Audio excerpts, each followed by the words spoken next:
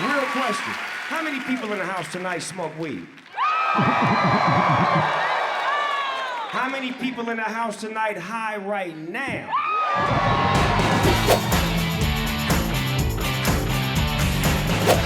The weirdest thing when I was like a kid was how much they scared us about smoking weed. They scared us about it constantly. And I've been on tour this year. Marijuana's legal in like 18 or 19 states in some form or another. It's insane. Yeah, well, all right, don't woo if you're white. It's always been legal for us. Come on, sir. We don't go to jail for marijuana, you silly Billy. When I was arrested with a one-hitter at a Rusted Root concert, I did not serve hard time. I think I got an award. 18 or 19 states. And by the way, I agree, it's a very good thing. But it's also a really weird thing. Because this is the first time I've ever seen a law change because the government is just like, fine, you know? I've never seen it before. Like gay marriage and healthcare, we have to battle it out in the Supreme Court and be like, gay people are humans, and they're like, we'll think about it. But with weed, it was just something we wanted really badly, and we kept asking them for 40 years, like, excuse me. And then suddenly the government became like cool parents, and they're just like, okay, here, take a little. We'd rather you do it in the house than go somewhere else, and blah, blah, blah, blah, blah. Those stupid parents. I have kids and I lie to them. I get high around too. People say you shouldn't do that, but they don't see it. They say you shouldn't be intoxicated around your children. Well, I'm not. I'm high. I call it elevated. It's a different thing. The people who have a problem with that, they don't understand what getting high is. Like, they think you're gonna be like to your kid, like, who are you? What do you think? What's the worst thing that can happen if I'm a little high around my kid? They're gonna get extra hugs, and daddy's gonna be paranoid about objects. Oh, look out. Don't go there. That's it. Plus, I have cool conversations. I have a 6-year-old daughter, man. There's not a lot a 48-year-old man and a 6-year-old girl have in common, other than the fact she's my daughter. And so our conversations are normally pretty boring. But when I'm high, I'm like, you call that thing your baby, your doll, you call it your baby, but you know it's not a baby, right? Yeah, I know it's not a baby. Do you call it a baby because you're the youngest and you like having someone who is responsible for you? Maybe. Okay, that's cool. That's cool. Give me a hug. I love you. She asked me to eat a 5-course meal that was cooked with marijuana. Yeah. Now, I am not a big weed person. I just look like a weed person. And I've never done edibles before because I don't eat green stuff. And so she asked me to eat this meal, and I was like, ugh, I don't like weed, but I like foods. Okay, I'll do it. So we're eating this meal, and I've never had a full joint before, and I'm just sopping it up. It tastes so good, I keep forgetting weed's in it. I'm like, so good. And I'm just like, I don't know what's gonna happen, but I'm like, let go, let God, let's see. Let's see. I'm just like, eating it. They're like eating like half their portions. I'm like, you guys are losers, come on! Eating it. By the 4th course, I look over at my friend Josh, who eats edibles like all the time, and he is sweating bullets, his eyes are red. He's like, I've never been this hot in my life. And I'm like, shit. Shit.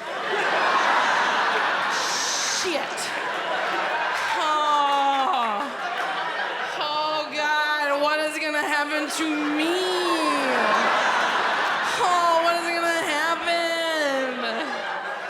That, of course, does not keep me from eating dessert.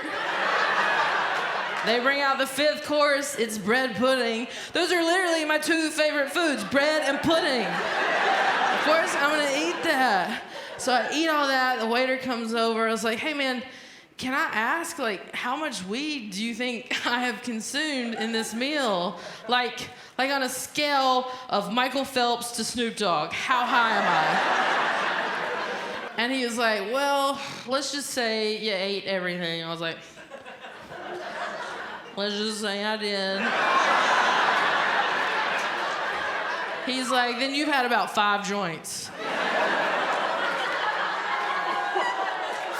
joint people! I've never had a full joint. I have just consumed 5 joints in one meal, and it hasn't hit me yet. So I'm just like, okay, maybe I'm indestructible. Maybe that's my superpower. And then all of a sudden, my right eyelid just slammed shut. I was like, oh my God! Oh my God, I have one eye! Oh my God, I have one eye! Chelsea's dying laughing. She's trying to pry it open. It will not come open. I'm like convinced I'm gonna be like a pirate. I'm like, I'm gonna be a pirate! I'm gonna have a patch. I don't even have a cool story. I just have no self-control. I'm trying to open up. I don't have access to my hand. It won't reach up there. She tells me to like get up and go get some water. So I try to stand up and I can't walk. And for some reason, I think the best way to help with gravity is to walk like a pony. So I start like a calf just being born, walking like a pony. I look like one of those sad dogs in the Sarah McLachlan commercials. Adopt me! Please! Adopt me! I lost all control of my body. I was like a senior citizen all of a sudden. Chelsea's so embarrassed. She's like, get her out of here. I'm like, you did this! You did this to me! You created this monster! I get in the car, we get home, it's like a 30-minute drive, and I think I'm passed out. I can't hear anything, so clearly I'm not talking. I get home, I pass out because I can't function. I called Josh the next day. I was like, dude, like what happened in the car at home? Did I even talk? Like, he's like, literally for 30 minutes, every single house we passed by, you told us what year that house was built, how many bedrooms it had, what the square footage was. Out of nowhere, I became a real estate agent. And you know what the best part was? I sold 3 houses. One of my favorite things to do is I like to get very high right before I go to bed. Yeah. Like 50, 100 milligrams, something like that. Yeah. I know. That sounds like a lot if you weak as fuck. But the goal is to be high enough as I fall asleep that I'm still high when I wake up. Right? And then my morning thoughts be genius. You know? And I did this a couple weeks ago, and I woke up and I just understood women so much better. Yeah, and we gotta have more empathy for women, because this is what I thought about when I woke up that morning. I was like, okay, imagine, sir. Imagine we live in a universe where you born with just 200 nuts to bust. Think about it. You've been walking around infinite your whole life. You ain't never had to count them. You know what I'm saying? You ain't never had to worry about running out.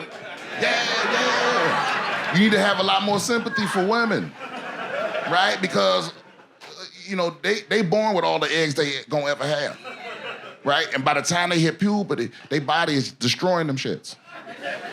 Every single month. Oh, nobody came in you? Suffer, bitch. Suffer. You know? So every time you want to be like, man, this bitch crazy. No, she's disappearing from the inside.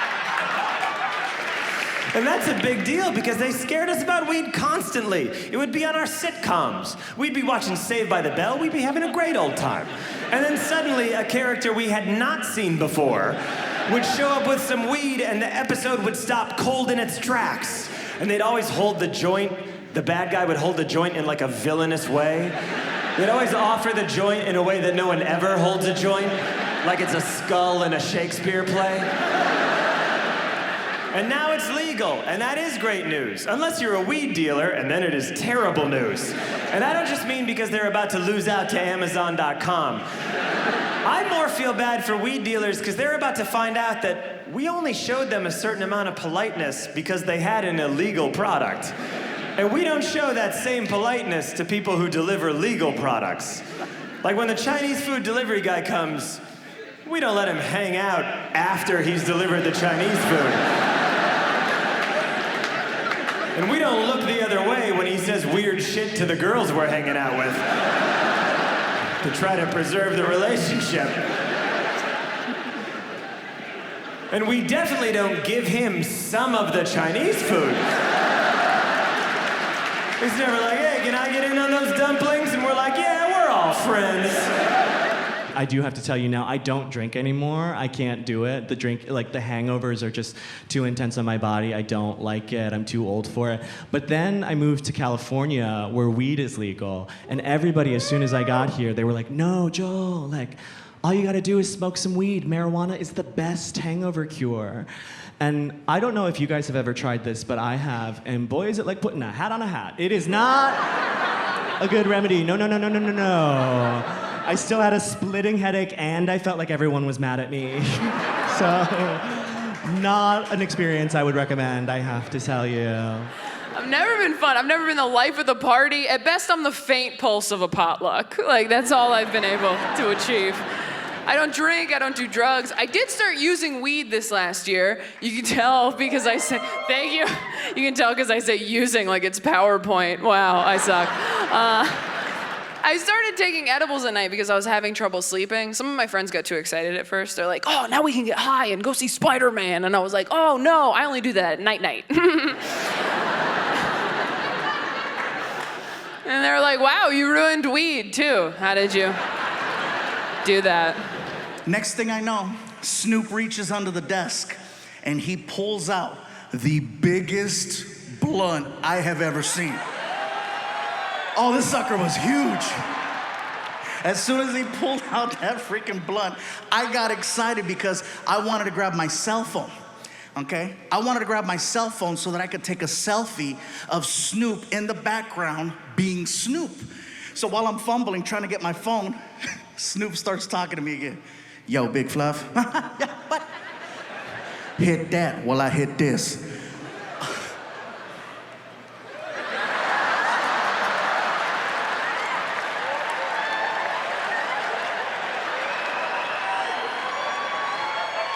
The second I went like that, all of the cameras in the room, red light, red light, red light, red light, red light. My publicist is like, no! My son is like, yeah! And now I'm being faced with a serious situation because, I've talked about friends participating in doing stuff like this, but I've never openly talked about myself, And now I realize that from this moment forward, people are gonna know what happened here with Snoop. So I started trying to find ways to justify it to myself. If you're gonna do something like this on camera, you want it to be with Snoop. You want it to be with Snoop, Cheech and Chong, or Willie Nelson.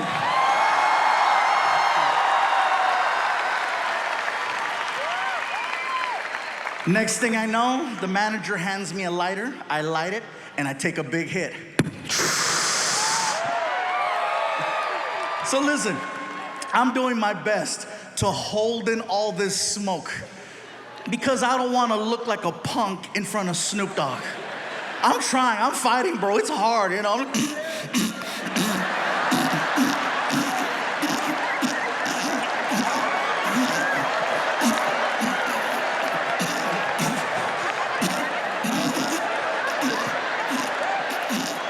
The whole time Snoop is like, hell yeah. That's what I'm saying. Fluffy going puffy today.